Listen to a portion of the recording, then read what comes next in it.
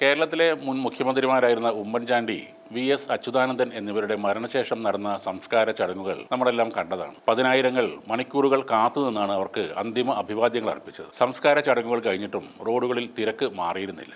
എന്നാൽ ഇന്ത്യയിൽ എന്ന് വേണ്ട ലോകത്തിൽ തന്നെ ഏറ്റവും കൂടുതൽ ജനങ്ങൾ പങ്കെടുത്ത ശവസംസ്കാര ചടങ്ങുകളിലൊന്നായിരുന്നു മറീന ബീച്ചിൽ നടന്ന ഏകദേശം 1.5 കോടിയോളം ആളുകൾ പങ്കെടുത്ത തമിഴ്നാട് മുൻ മുഖ്യമന്ത്രി അണ്ണാദുരൈയുടെ ശവസംസ്കാര ചടങ്ങ്. 1969 അണ്ണാദുരൈ മരിച്ചപ്പോൾ കരഞ്ഞതുപോലെ തമിഴ് മക്കൾ പിന്നീട് ഒരു കാലത്തും കരഞ്ഞിട്ടില്ല. തങ്ങളുടെ നേതാവിനെ അവസാനമായൊന്ന് കാണാൻ തീവണ്ടിക്ക് മുകളിൽ നിന്ന് സഞ്ചരിച്ച 30 പേരാണ് മധുരയ്ക്കടുത്ത് കൊള്ളിടാം പാലത്തിൽ തലയിടിച്ച് മരിച്ചത്. അന്നും ഇന്നും എന്നും അണ്ണാദുരൈ കഴിഞ്ഞിട്ടേ തമിഴകത്ത് മറ്റൊരു നേതാവുള്ളൂ. 1967 കോൺഗ്രസിന്റെ 20 കൊല്ലം നീണ്ടുനിന്ന അധികാരകുത്തക തകർത്ത് അണ്ണാദുരൈയുടെ ദ്രാവിഡ മുന്നേറ്റ കഴകം അധികാരം പിടിക്കുമ്പോൾ ആ പാർട്ടി രൂപീകരിച്ചിട്ട് 18 വർഷങ്ങൾ മാത്രമേ ആയിരുന്നുള്ളൂ. അണ്ണാദുരൈയുടെ ശക്തമായ നേതൃത്വത്തിൽ DMK തരംഗം ആഞ്ഞടിച്ചപ്പോൾ കോൺഗ്രസ് എന്ന വൻമരം കടപുഴകി വീണു. പിന്നീട് ഒരിക്കലും അവർക്ക് തമിഴ്നാട്ടിൽ അധികാരത്തിൽ വരാനും സാധിച്ചിട്ടില്ല. അണ്ണാദുരൈ തുടങ്ങിവെച്ച ദ്രാവിഡ രാഷ്ട്രീയത്തിന്റെ വേരുകൾ അത്രയ്ക്ക് ആഴത്തിലാണ് തമിഴ് മനസ്സുകളിൽ ആഴ്ന്നിറങ്ങിയത്. വളരെ സാധാരണയായ ഒരു കുടുംബത്തിൽ പിറന്ന് സ്വന്തം പ്രയത്നം കൊണ്ട് നേതാവായി വളർന്ന ചരിത്രമാണ് അണ്ണാദുരൈയുടേത്. പാവങ്ങളോടുള്ള അടങ്ങാത്ത അനുകമ്പയും ആഭിമുഖ്യവും ഏറ്റവും ലളിതമായ ജീവിത ശൈലിയും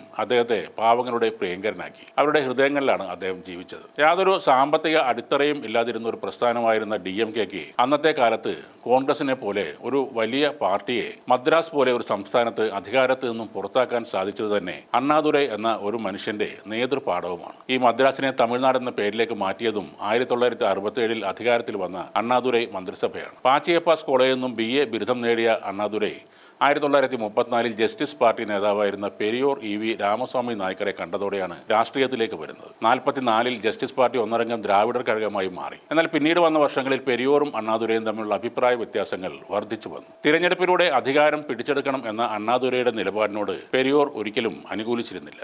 1948 69 വയസ്സുള്ള പെരിയോർ 30 വയസ്സ് മാത്രമുള്ള മണിയമ്മയെ വിവാഹം കഴിച്ചത് അണ്ണാദുരൈ ഉൾപ്പെടെയുള്ള അനുയായികളെ പ്രകോപിപ്പിക്കുകയും ചെയ്തു. സത്യത്തിൽ ഈ വിവാഹം അണ്ണാദുരൈയും കൂട്ടരും കാത്തിരുന്ന ഒരു കാരണമായിരുന്നു എന്നും പറയാം. ദ്രാവിഡ പ്രസ്ഥാനത്തിന്റെ ജീവാത്മാവും പരമാത്മാവും എല്ലാം താൻ തന്നെ ആയിരിക്കണമെന്ന് ഈ പെരിയോറിന് നിർബന്ധവും ഉണ്ടായിരുന്നു. പെരിയോറിന് കീഴിൽ തങ്ങൾക്ക് ഒരിക്കലും ഒരു കാലത്തും വളർച്ച ഉണ്ടാകില്ലെന്ന തിരിച്ചറിവാണ് വാസ്തവത്തിൽ ദ്രാവിഡ കഴകത്തിൽ നിന്നും വിട്ടുപോരാൻ ഇവരെ പ്രേരിപ്പിച്ചത്. പെരിയോറിന്റെ സഹോദര പുത്രനായിരുന്ന EVK സമ്പത്തായിരുന്നു ഈ കലാപത്തിൽ അണ്ണാദുരൈയുടെ വലങ്കൈ. 1949 ഗുരുവിനെ ധിക്കരിച്ച അണ്ണാദുരൈ പാർട്ടി വിടുകയും ദ്രാവിഡ മുന്നേറ്റ കഴകത്തിന് രൂപം നൽകുകയും ചെയ്തു. പിന്നീടുള്ള ചരിത്രം ഇന്ത്യയിലെ ദ്രാവിഡ രാഷ്ട്രീയത്തിന്റെ ചരിത്രമാണ്. 1952 ആദ്യ തെരഞ്ഞെടുപ്പിൽ DMK മത്സരിച്ചില്ല. 57 തെരഞ്ഞെടുപ്പിൽ മത്സരിക്കുകയും 15 സീറ്റുകൾ ലഭിക്കുകയും ചെയ്തു. 57 വിജയിച്ച അണ്ണാദുരൈ 62 തെരഞ്ഞെടുപ്പിൽ കാഞ്ചീപുരത്ത് പരാജയപ്പെടുകയും ചെയ്തു. എന്നാൽ അതൊന്നും അദ്ദേഹത്തെ ഒട്ടും തളർത്തിയുമില്ല. 1964 ഹിന്ദി ഔദ്യോഗിക ഭാഷയാക്കിക്കൊണ്ടുള്ള ബിൽ പാർലമെന്റിൽ വരുന്നത്. ശക്തമായ ഹിന്ദി വിരുദ്ധ പ്രക്ഷോഭമാണ് അന്ന് തമിഴകത്ത് അലയടിച്ചത്. ഇത് തമിഴ് വൈകാരികത ആളിക്കത്തിക്കാനും DMKയെ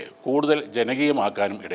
അണ്ണാദുരൈ നല്ല ഒരു എഴുത്തുകാരനും പ്രാസംഗികനും കൂടിയായിരുന്നു. സിനിമയെ ഒരു പ്രധാന രാഷ്ട്രീയ പ്രചാരണ ആയുധമാക്കി മാറ്റിയത് അദ്ദേഹമാണ്. ഒട്ടേറെ പുസ്തകങ്ങളും നാടകങ്ങളും എഴുതിയ അദ്ദേഹം 6 സിനിമകൾക്ക് തിരക്കഥയും എഴുതിയിട്ടുണ്ട്. അതിലെല്ലാം മേലെയായി യുദ്ധവും വരൾച്ചയും സമ്മാനിച്ച ക്ഷാമകാലം ജനങ്ങളെ അന്ന് ഭരിച്ചിരുന്ന കോൺഗ്രസ് സർക്കാരിനെതിരാക്കി. കൂടാതെ 1 രൂപയ്ക്ക് 4.5 കിലോ അരി കൊടുക്കും എന്ന DMKയുടെ വാഗ്ദാനവും കൂടിയായപ്പോൾ 67 തെരഞ്ഞെടുപ്പിൽ കോൺഗ്രസ് നിലംപൊത്തി. അത് ആദ്യത്തെയും അവസാനത്തെയും അവരുടെ വീഴ്ചയായിരുന്നു. 1967 DMK അധികാരമേറ്റപ്പോൾ അണ്ണാദുരൈ ആദ്യം ചെയ്തത് എല്ലാ അഭിപ്രായ വ്യത്യാസങ്ങളും മാറ്റിവെച്ച് പെരിയോറിനെ കാണാൻ പോവുകയായിരുന്നു.